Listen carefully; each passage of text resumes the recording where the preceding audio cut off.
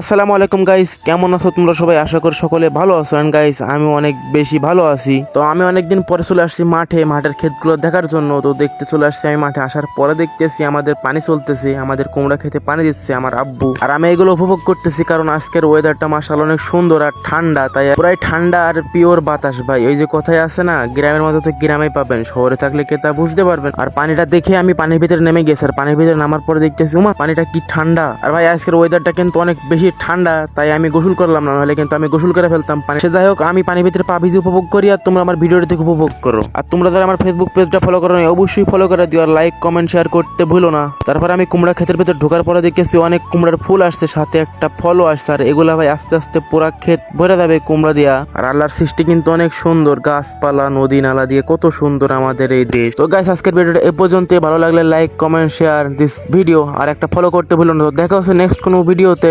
ইনশাআল্লাহ।